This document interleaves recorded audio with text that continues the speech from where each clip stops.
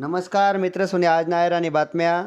किल्ले रायगडवर ऐतिहासिक 353वा राज्याभिषेक सोहळा उत्साहात संपन्न होईना. लाडक्या बहिणीसाठी KYC पुन्हा सुरू होणार. छगन भुजबळ राज्यसभेवर जाणार. सोमवारपासून विविध बाजार समित्यासमा कांदा खरेदी प्रक्रिया सुरू होणार.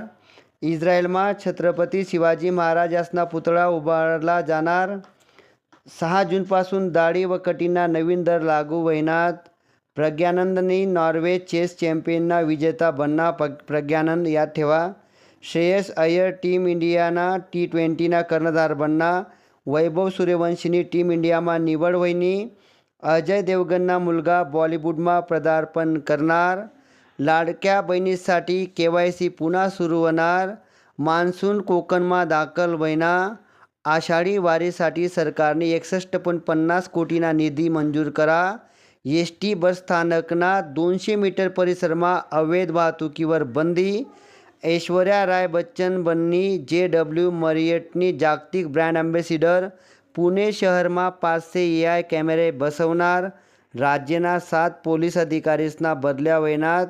मित्र सोनी ऐराणी बातम्या ऐकायसाठी या चॅनलला नक्की लाईक आणि सबस्क्राईब करा. पुढील महत्त्वाच्या बातम्या. पहिला कसोटीमा KL राहुलने शतक बनावं. 5 दिनना सोनाना भाव 4,429 रुपयांनी कमी होईनात.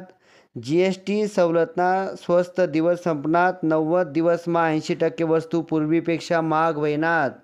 या होतात आज नायराणी बातम्या.